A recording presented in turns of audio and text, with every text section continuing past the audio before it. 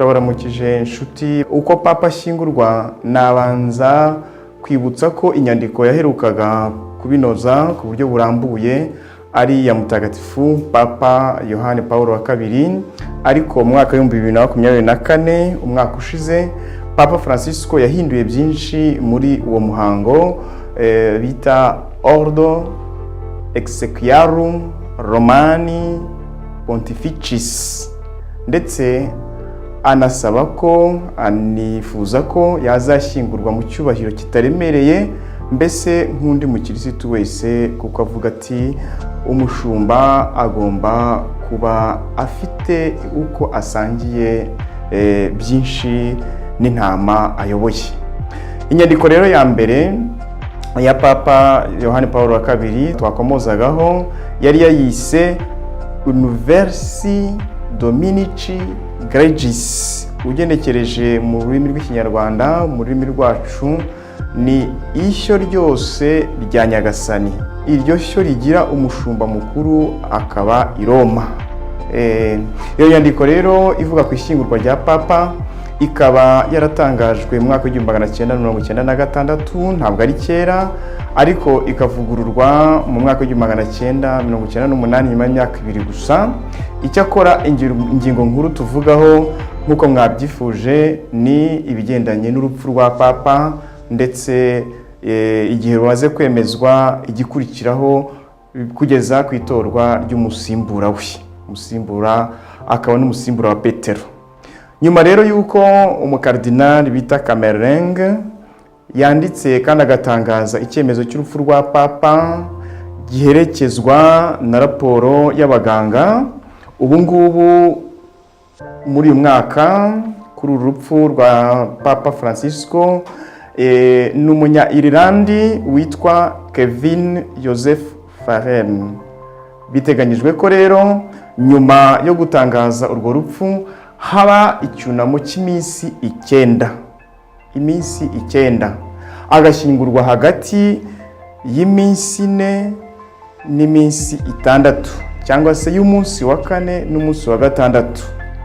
Ibi bituma imyiteguro igenda neza, maze n'abakristo bakamusabira, kandi bigafasha n'abepiskopi bo ku isi ndetse n'abakuru b'ibihugu na za guverinoma kujya guherekeza mu cyubahiro mugenzi wabo i Roma, kuko Papa n'ubundi aba yarabaye n'umukuru w'igihugu cyangwa se leta ya Vatican.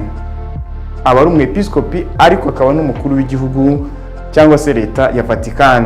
Ni umwepiskopi wa Roma ariko akaba n'umukuru w'igihugu cya leta ya Vatican.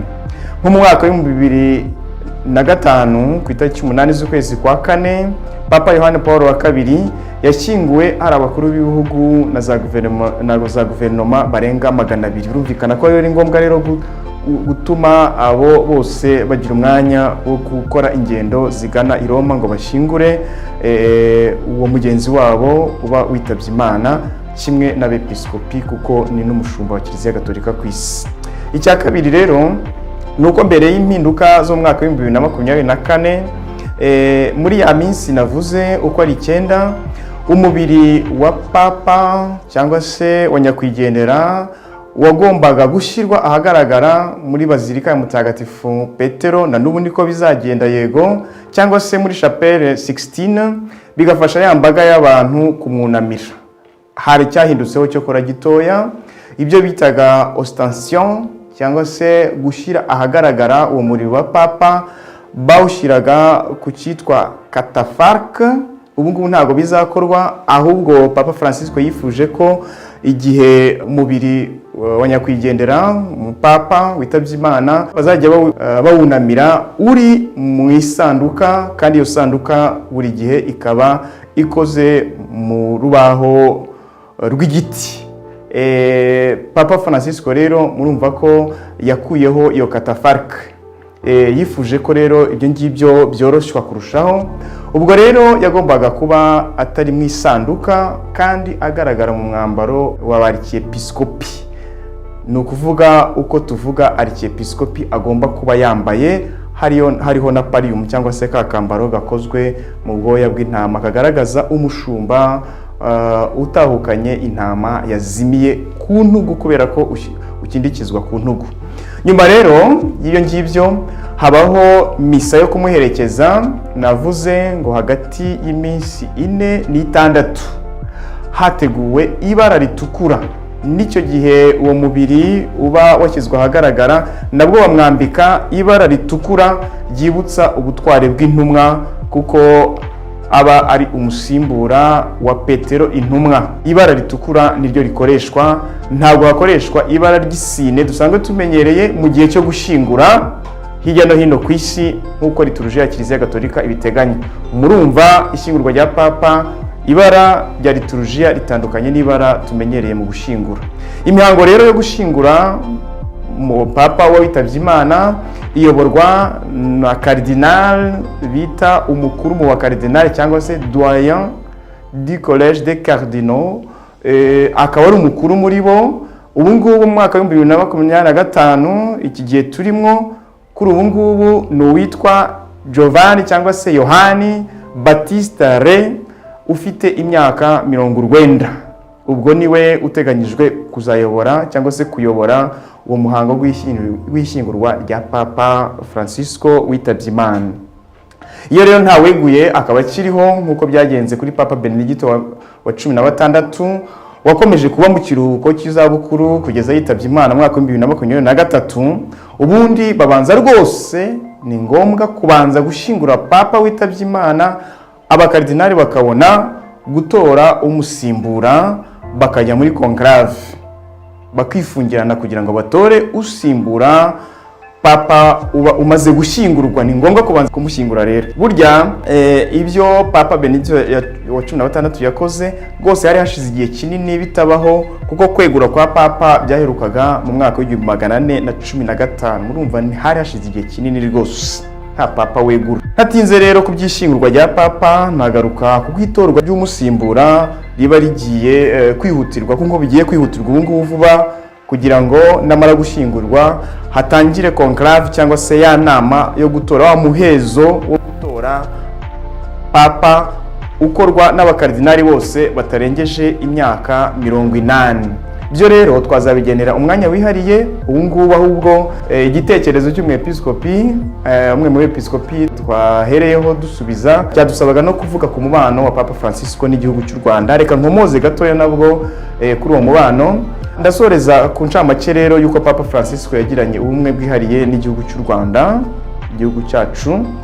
Nahera kukuba Papa Francisco witavye Imana cyangwa witavye Imana yaratoreye u Rwanda abepiskopi 8 mu 9 dufite. Ni ukuvuga ko abashumba bacu yagize uruhare mu kugira ngo tugire abashumba dufite ubu ngubu, batowe na Papa Francisco witavye Imana. Ubwo usibye umwepiskopi wa Ruhengeri Musenyeri Vincent Harorimana, abandi bose batowe ku ngoma ya Papa Francisco. Musenyeri Harorimana yatowe ku ngoma ya Papa Benedicto wa 16 mu mwaka wa 2012.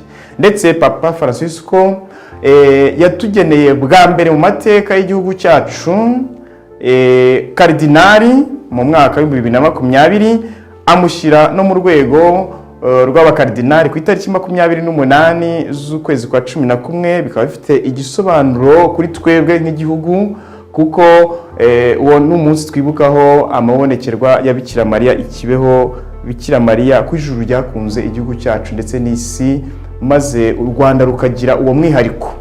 Numwe rero mu bapapa bahanganye n'ibibazo by'ingutu imbere muri Kiliziya kuruta guhangana n'ibibazo biri hanze yayo. Dushobora kumuvugaho byinshi, ariko reka ducumbikire ahangaha, twanafata n'undi mwanya wihariye kugira ngo tugaruke ku buzima bw'uyu mupapa ndetse no kwitorwa ry'umusimbura. Nyagasani namuhe ihirwe ridashira, maze amwiyereka iteka aruhukire mu mahoro.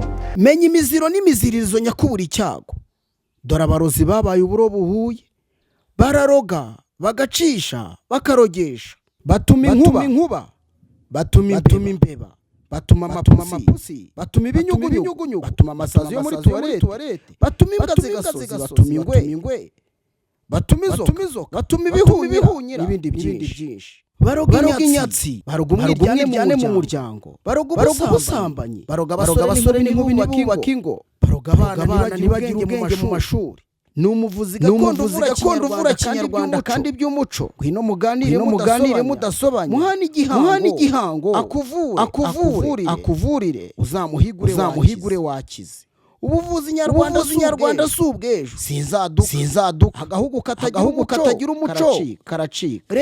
Renga wirengere umbaze nkubarize, intabaza irira ku muziro, ukuru utabaza ugasaza utamenya. Uruhereko ntirwica ahubwo rurafata.